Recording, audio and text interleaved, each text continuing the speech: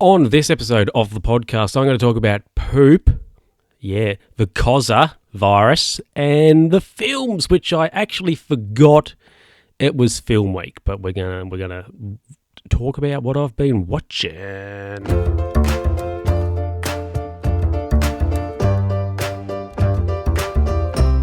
Hello, everybody, and welcome back to another edition of the Luke Who's Talking podcast. It's number 46.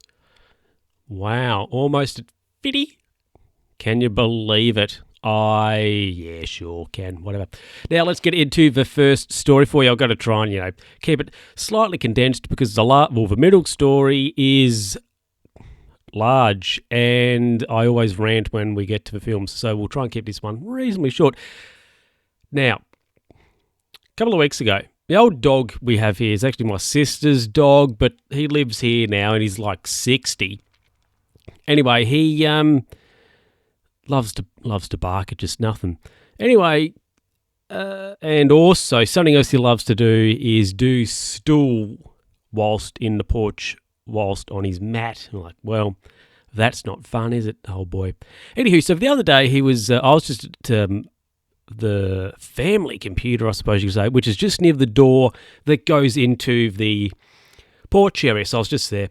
Anyway, I was looking in old Tex, that's the dog's name. His tail was in like poo position. You know, a dog. You look at a dog and its tail when they're going to do leavings. Their tail goes all sort of stiff, and you're like, oh, it's a bit.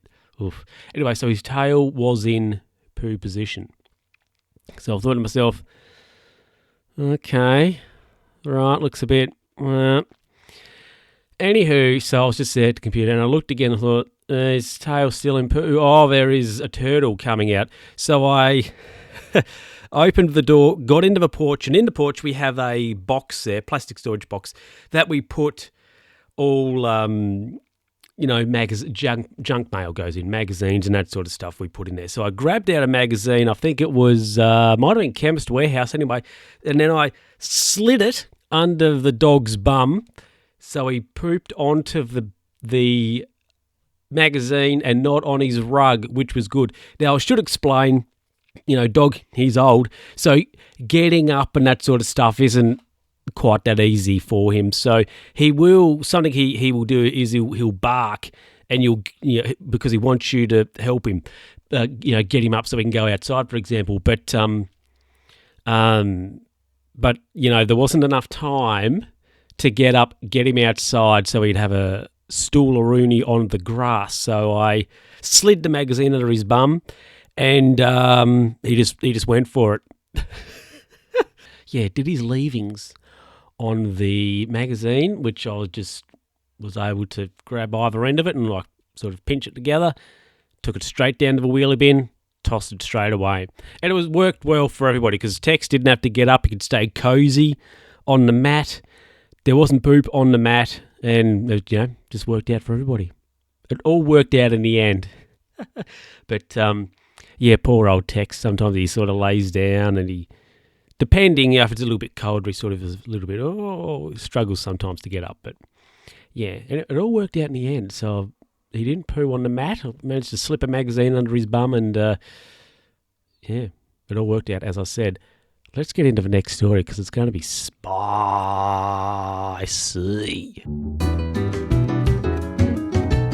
Welcome back. Now, it's been a while since we've been in the ruse room, hasn't it?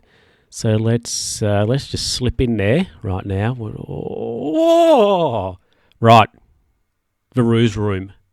We're in it. We are in it. Now, I am not going to revert to the coronavirus as the coronavirus. I'm going to call it the Cozza virus because that just sounds more hilarious to me. But here's the ruse, okay? Here's the scam. Here's the con. Maybe we need to go to the con corner. No, we'll stay in the ruse room. But here's the thing. So this year, okay, is an Olympic year. It's also a leap year. That may play into it as well, but it's an Olympic year. And the Olympics are in Japan. And you know what? Countries, they put up a lot of money to have the Olympics, and they might not necessarily make that back. It is a huge outlay to them. So here's what's going on. Japan have been on their phone to their old mates across the road in China and said, China, we need something that's going to tank the market so we can put all of our country's money into the market when it's low. When it goes up, we're going to sell out and cash in so then we can pay for the Olympics. And so China have gone, we can help you out there, Japan. So the Cozza virus was born. So the markets can tank, which they have. Japan can put all their capital on the market. And then when it gets high, they can sell. And they can make a huge return, thus paying for the Olympics. And you might be sitting there thinking, you're crazy. Well, I have proof of other, examples. Now, in 2016, Brazil, the Zika virus was about. Yeah, and I reckon Brazil were like, right, we need something so we can get some dough back on the Olympics. You know what happened in 2008? It was an Olympic year, and the GFC happened. Yeah, 1932 was an Olympic year. You know what was going on? The Great Depression. 1992, that was an Olympic year, and there was a huge market crash in the United Kingdom because there's something to do with the pound, Yeah. 2000 was an Olympic year, and the dot-com bubble burst in 2000. All things playing havoc with the market. So countries can get a bit of capital back on what they're out paying for the Olympics. What do you reckon? It's all a ruse, isn't it? It's a big scam. It's a con. It's a whatever it is. But there you go. What do you reckon? Also, these bad things, the GFC, we've got the Cozza, the Zika virus, the Great Depression in 32 and all that jazz. They're Olympic years, but they are also leap years as well. So it's all a big conspiracy. It's all a big ruse. It's all a big scam. It's all a big con. What do you reckon? Yeah. It's got to be legit because, I have more than one example, of course, because I thought, I can't just, say this is happening with Japan. Yes. Yeah. So, in 2024, when the Olympics are in, I think, Paris, I could be wrong. But anyway, 2024, when the Olympics are on, there's going to be a virus, there's going to be a market crash, there's going to be something. I bet you $5 that might happen. We'll see. But, there you go. What do you reckon? Also, a leap year has an extra day, right? Now, this is just a side note, but I think maybe a leap year should have like one less day because you're leaping over like a day. Does that make sense? Anyway, but yeah, so there you go. These various viruses, GFCs and all that, they always happen in Olympic years, and it's so countries can get some money back on the Olympics because they put all their cash in the market when it's low, and then they sell when it's recovered. There you go. You can't deny the facts. I have examples, and I've just given them to you. We're going to be back after this to talk about the films. My goodness. Yes, well, welcome back, everybody. Now, let's get into the films. I've only watched 4. Yeah, I've watched 4 films the last couple of weeks. So we'll get into the first one here out of the 4 I've got for you, and that is A View to a Kill, Mr. James Bond with Roger Moore in absolute dad mode. He is a total dad in this Bond. He's like 60 in it. Is he actually 60? I mean, I think he's in his 50s in this movie, so he's pretty old school. But it's a bit average. I gave it 3 stars. Of course, you can refer to my written review on Letterboxd, where I really just write things. I write words. And it got me thinking because Grace Jones, she's in it because Christopher Walken, he's the main villain, Max Zorin, and Grace Jones is his main sort of henchman person. And she flips at the end. Bond, I won't say Bond flips her, but, she flips at the end. And it got me thinking, is this Bond one of the only occasions where a villain flips and changes alliances? Now, I think Jaws, he flips to help Bond, if I recall, in the end. What movie is he in? He's in 2 movies. I can't remember what 2, though. Moonraker, maybe, and The Spy Who Loved Me. I don't know. We'll just say it's those 2. I'm not sure. But he sort of flips. But yeah, so it's all a con about microchips, and Max Zorin's going to flood Silicon Valley because Max Zorin makes microchips. So he's going to flood Silicon Valley, all the factories there. So he has like exclusive rights, so he's the only person on Earth that manufactures microchips in the 1980s. So I guess that's an interesting sort of scam, I suppose. I would have liked a bit more of a Q scene, because I do love a good Q scene in a Bond. There wasn't really, we saw Q, but it wasn't really that exciting. I love it. Patrick McNee makes an appearance. He's Bond's driver at the start of the movie, ends up being killed. Spoilers. But that was really good, because if you've ever seen the 60s sort of spy show called The Avengers, Patrick McNee is in it, and he plays, his character in that show is Steed. Is his name John Steed? Ooh. Anyway, his name's Steed, and what's her name's in it too, who's a Bond girl later on. Diana Rigg, she's in The Avengers as well, as Steed's sort of assistant, and yeah, she's great. But anyway, back to A View to a Kill here. Yeah, so I would like to pop a proper Q scene. It's a bit cheesy. There's it's got a blimp though. So, if you like microchips, blimps, and in one-liners, it's just a bit of a fun movie. Tanya Roberts, she's the girl in it. And look, she is quite pretty, but she's just so needy, though. She's like, oh, James, help. If you're a strong, independent woman, that'd be, she's just a bit needy for me.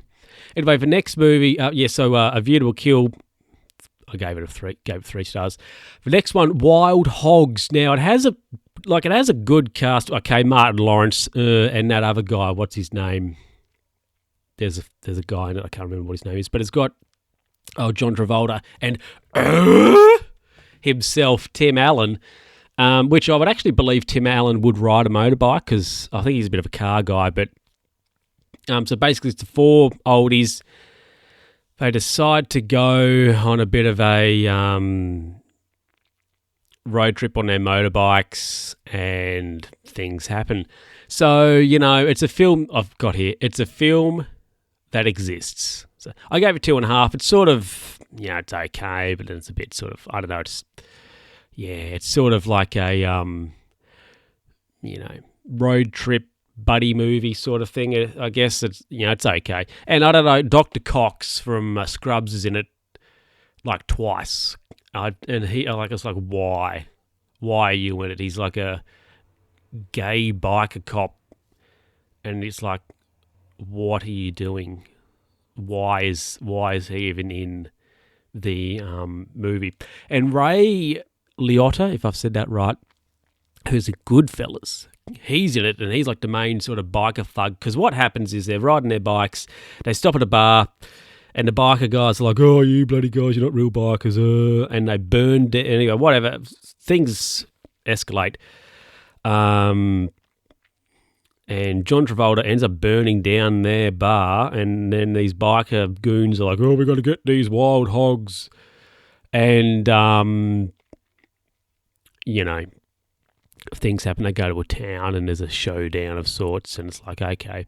So it's like a really cheap, I've never seen Easy Rider, but I guess it's a really lousy Easy Rider. And Peter Fonda does make a cameo at the end as well. So, yeah, anyway, Wild Hogs 2.5, it exists.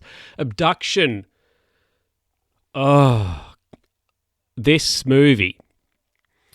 For starters, nobody in it gets abducted. There is no abduction whatsoever because Taylor, I think his name's Taylor Lautner. Anyway, he's got a dumb face, but he's in it. His character is Nathan. So his real parents, right, are like spies. But for various security reasons, he goes and lives with the guy who's from that movie, the guy who plays Draco's father in Harry Potter. I can't remember what his name is. He's also in that movie with Clint Eastwood. He's in that movie with Mel Gibson and he's in, is it The Patriot? He's in that as well. And he plays like a scoundrel. Anyway, so he goes and lives with him and his wife. Taylor Lautner finds out they're not his real parents. He has not been abducted in this situation. Okay? That has not happened. Anyway, so things escalate. Those two people are killed, and he's like, and he's there, thugs are after him, and he's like, taking them down and all this jazz, and he's like, mate, you're apparently a high school kid, but he's like a late 20s dad. He has that feel. If somebody's like in their late 20s, early 30s, and they're a dad, he has that feel about him. But Lily Collins is in it, and she's like, I could legit believe that she would be a high school girl, or at least late teens, early 20s, because she's a petite young woman. Whereas old Lorty, he's like, he's like 30. Like, you're not they're supposed to be high school kids. I don't really believe it in his case. But, yeah. Anyway, so it's like a lousy Bond espionage spy thriller chase across America teen movie love story thing, which, if you like dumb explosions, okay. And old Doc Ock, I can't remember what the guy's name is, but anyway, he's in it, and he's like some shifty CIA guy who turns out to be, the dodgy guy. Whatever else. I need to edit that review because Collins, for Lily Collins, needs a capital C. And then just the other night, I watched Where Eagles Dare, which is another interesting sort of film. Abduction, 2 stars. Anyway, Where Eagles Dare, I gave this 3. This is like Clint Eastwood's, he's in it. This is like his awkward, before Dirty Harry, after the Good, the Bad, the Ugly films, where he's like, I need to, keep working, I suppose. But anyway, this is interesting because it's very complicated. It's it's an absolutely complicated scheme to try and uncover a leak in government/military ranks, as far as I'm concerned. So what's happened is set during World War II. So the Germans have captured a American general. Turns out this American general is actually a lieutenant and who used to be an actor and is pretending to be who the Germans think they have. And, okay, so there is a group of British Army people, and for some reason Clint Eastwood, because they need an American, they are dropped in this town to then infiltrate this castle to get back this actor who's a lieutenant whom's playing this general, and all this to try and uncover that was a bit of a peeky there. All this to try and uncover who the leaks are and like the double agents are. It's so, when you think about it like that, like the mission and stuff, it's okay to watch, and the getaway and all that stuff's good, I think. And they set some things up earlier on that pay off when they're in the getaway. But just the plan to try and expose these double agents just seems so overly complicated than what it has to be, as far as I'm concerned. So, but, whatever. It's got some good action in it and explosion stuff. So, yeah, 3 stars for Where Eagles Dare. It's a bit of fun. 1968, so it's an old movie. So when you watch things blow up, they do look a bit cheesy. Anyway, we're back after this to wrap it up. Well, that is it for this episode of the podcast. I hope you've enjoyed it. I'll catch you next time. And before I go, on the 17th of March, which was Monday, it was Heather's birthday. So happy birthday to Heather. Happy birthday. And I'll catch you next time when we get all excited and I talk about things. Bye.